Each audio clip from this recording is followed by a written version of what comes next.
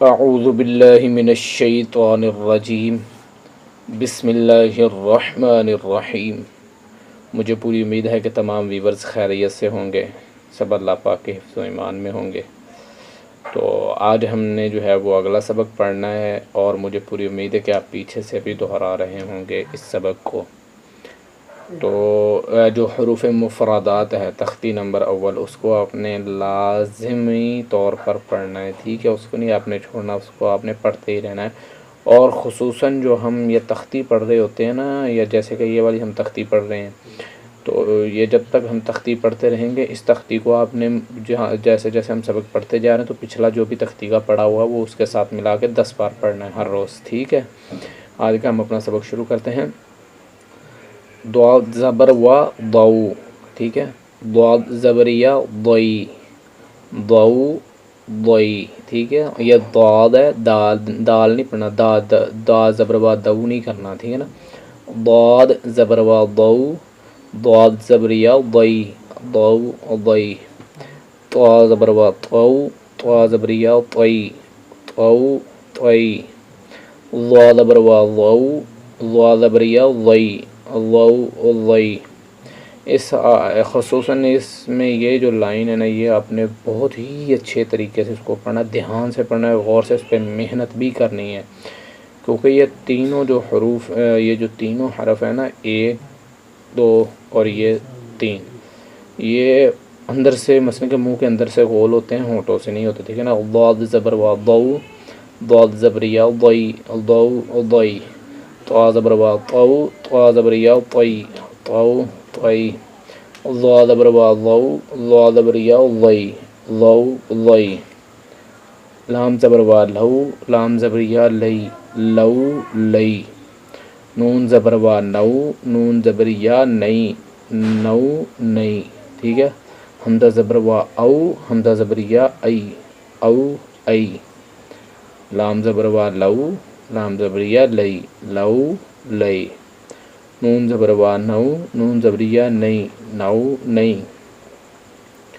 حمزہ زبر و او، حمزہ زبریہ ای، او ای، با زبر و بو، با زبریہ بئی، بو بئی، جیم زبر و جو، جیم زبریہ جئی، جو جئی، حا زبر و حو، حا زبریہ حی، حو حی، با زبر و بو، با زبریہ بئی، بو بئی، جیم زبر و جو، جیم زبریہ جئی، جو جئی، حا زبر و حو، حا زبریہ حی، حو حی۔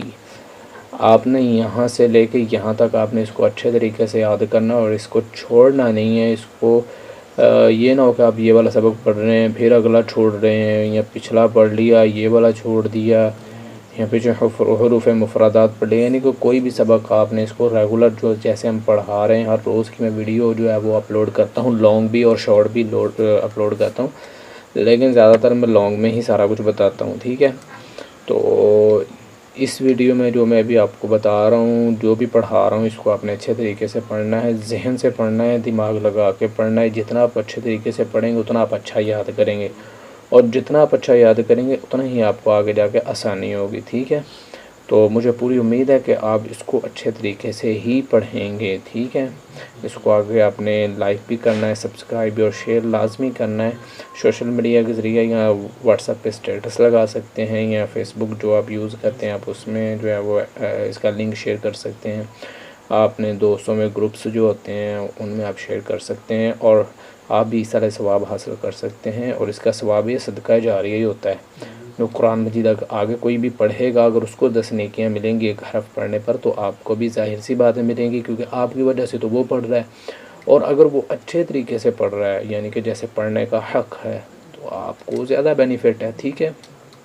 آپ کو بھی تو پتہ ہے، ظاہر سی بات ہے، اگر کوئی بندہ غلط قرآن مجید پڑھ رہا تو اس کی نماز نہیں ہو رہی، تو اگر آپ کے اتنی کوشش کے اگر آپ تھوڑی سی کوشش کرتے ہیں، اگر آپ کے ذریعے وہ قرآن مجید صحیح پڑھنا شروع کر دیتا ہے، اور نماز بھی اس کی اب جو ہے وہ نماز میں بھی صحیح قرآن مجید پڑھ رہا ہے، تو ظاہر سی بات ہے اس کا نماز بھی اللہ پاک قبول کرے گا، ٹھیک ہے؟